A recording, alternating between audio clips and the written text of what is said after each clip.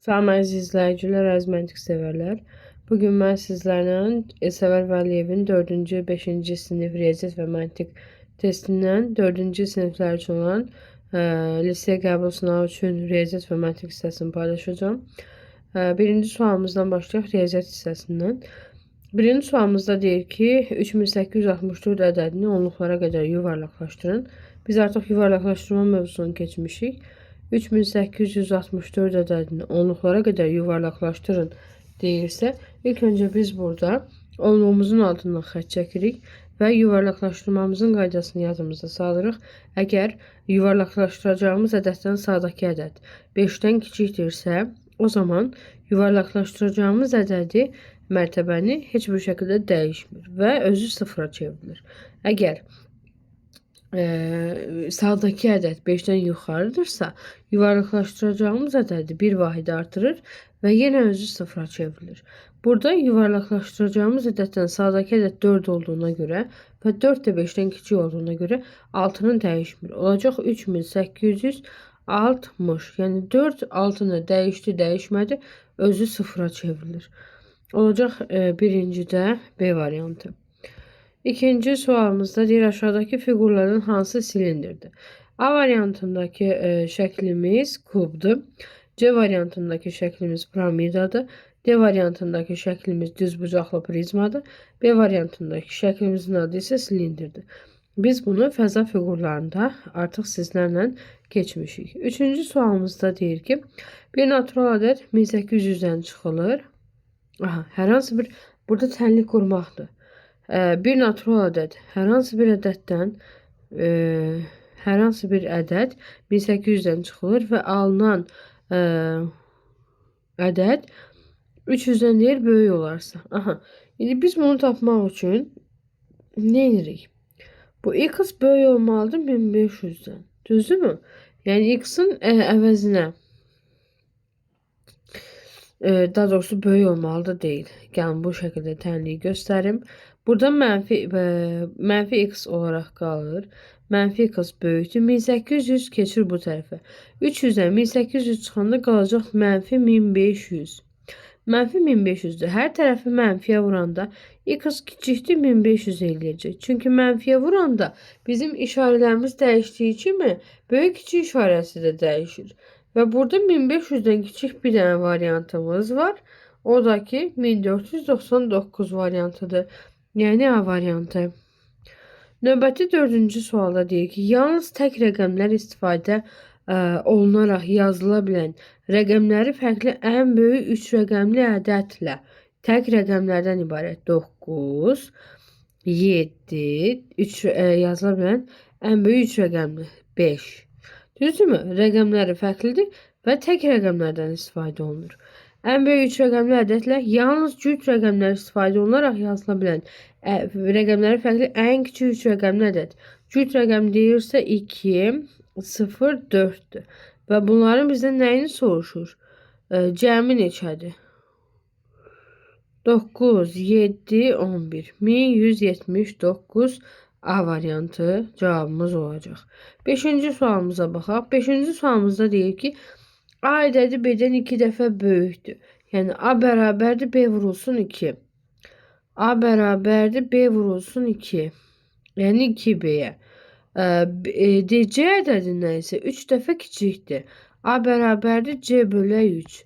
Bu şərtimizdə bizim B variantımızda öz əksini tapmışdır. 6-cı sualımızda deyir, hansı ifadə səhvdir? Hansı səhvdir? Deməli, burada deyir, tək ədədlə cüt ədədin cəmi tək ədəddir. Məsələn, 3 plus 6 bərabərdir 9. A variantı düzdür. Tək ədədlə cüt ədədin hasili cütdür. 3 vurulsun 6 bərabərdir 18-ə. 3 tək ədədin cəmi cütdür. Məsələn, 3 plus 5 plus 7. Bu 5-dür. 8 plus 15. 15 nədir? Tək ədəddir. Məsələn, bir də yoxlayaq. 7 plus 9 plus 11. 20, 27. 27 təkdir. Deməli, C variantı burada nədir? Səhvdir. 2 cüt ədədin hasili cütdür. 6 vuraq 4, 24. 8 vuraq 6, 48. Bəli, bütün hallarda, həmin bütün rəqəmlərdə, bütün cütlərdə bu şərt ödəyir. Deməli, burada cavabımız olacaq C variantı. 7-ci sualda deyir, 20.704 ədədində neçə minlik var? Əziz şagirdlər, bu tip misallarda minliyi, onluğu tapmaq üçün ilk öncə bu qaydanı yadınızda saxlayın. Mində neçə sıfır var? 3 dənə sıfır varsa, deməli biz həmin misaldan, həmin ədəddən, yəni 20.704 ədədindən 3 dənə rəqəmimizi silirik. Deməli, burada neçə dənə minlik var? 20 dənə minlik olacaq. Yəni bizdən əgər onluğu soruşsaydı, onda 1 sıfır var idi. Bir rəqəm buradan silirdik. Olacaqdı 2070 onluq var. Sonra 8-cidə deyir ki 2 milyon 2002 ədədi. 2 milyon 6 dənə sıfırdır. Düzdürmü? 2 milyonu yazdım. 2000 və bir də təhlil olaraq 2 0 0 2 0 0 2. Baxın görün bu hansı variantda var? 2 0 0 2 D variantında öz əksini tapıb. Bu şəkildə yazıb daha rahat hesablaya bilərsiniz. 9-cu sual deyir, bölmə əməlinə aid bir misalda qismət 5, bölən və bölünənin cəmi isə 42-dir. Qalıq 0 olarsa, bölünən və bölənin fərqini tapın. Deməli belə yazaq da. Deyir ki, bölən və bölünənin bölənə 1, bölünənə x deyim, bölənə y deyim. Deyir ki, x plus y-in cəmi 42-dir. Bunların qisməti isə 5-dir. Yəni x bölə y da 5-dir. Mən 35 7 yaza bilərəm. 35 7 42 edir. Fərqdəki, yəni qismətdəki 5-dir. Və bölünənin fərqini tapın deyir. 35-dən 7 çıxanda 28 qalacaq C variantı. Yəni burada əvəz etmək də olur. Sadəcə olaraq təxmin etməklə daha rahat tapmalıyıq ki, x bölə y 35 7 olsa 5-ə bərabərdir və həqiqətən də bunların cəmi 42 eləyəcək. 10-cuda deyir, rəngli hissəyə uyğun kəsir neçədir? Ümumi olaraq neçə dənə hissəyə ayrılıb? 1, 2, 3, 4, 5, 6, 7, 8. Məxrəc 8-dir və 8-dən 4-ü neyiniyib burada? Rənglənib. Düzdürmü? 8-dən 4-ü rənglənibsə, mən bunu neçə yerə bölə bilərəm? 4-ü də yox, daha doğrusu ikisi. Çünki burada 2 dənə xanamız var. Bir dənə kvadrat 2 yerə bölünür. 8-də 2, onu da 2-yə ixtisar etsək 4-də 1 A variantı olacaq. 11-ci sualımızda deyir ki, hesablayın. İlk öncə biz bilirik ki, bu bölmə əməlini, vurma əməlini hesablayırıq. 120-ni 4-ə böləndə 30. 180-dən 30 çıxanda qalacaq 150. 150-dən də çıxırıq 0 eləyəcək. Yenə 150. Çünki onu 0-a vuranda 0 eləyəcək. 12-cidə 3 yeşikdə cəmi 75 kiloqram alma var. Yeşiklərin birində 29 kiloqram, birində 29 kiloqram. Digər 2 yeşikdəki almaların çəkiləri bərabərdir. İkinci və üçüncü yeşikdəkilər isə x götürək. Bu yeşiklərin hər birində neçə kiloqram alma var? Baxın indi bura. 29 üstə gələk 1, 2. 2x bərabərdir. Cəmi bunların çəkisi 75-dir. Düzdürmü? Bu 5-i düzəməli yazaq.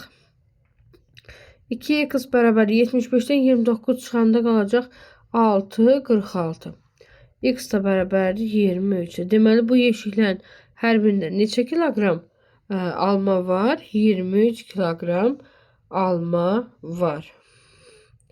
Növbəti 13-cüdə A bərabərdir 11, B bərabərdir 15, C bərabər 23 olarsa ifadənin qiymətini tapın. Çox asan bir misaldır. Deməli, B 15 çıxılsın, mötərizə içərisində 23 çıxaq 11.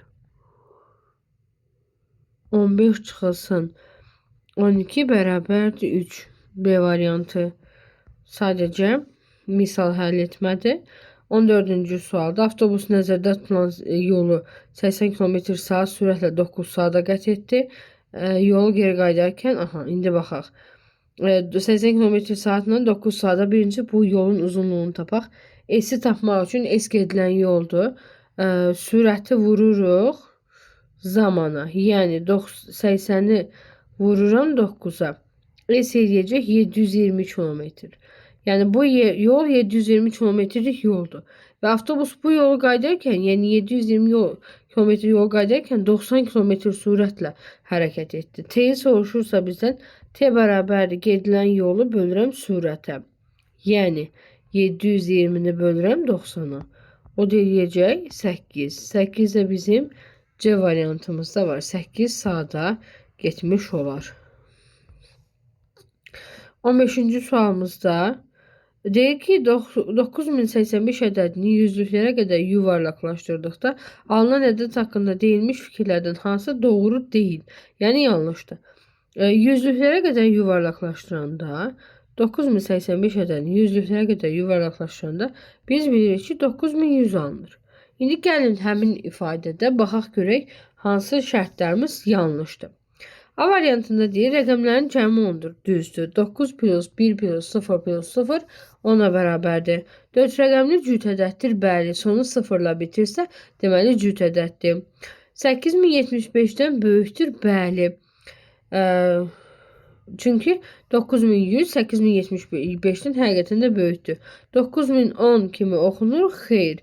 Çünki burada oxunur 9100 şəklində oxunur. Yəni səhv cavabımız olacaq D variantı. Ümid edirəm riyaziyyat hissəsini başa düşdünüz. Növbəti videomuz LGS üçün məntiq hissəsidir.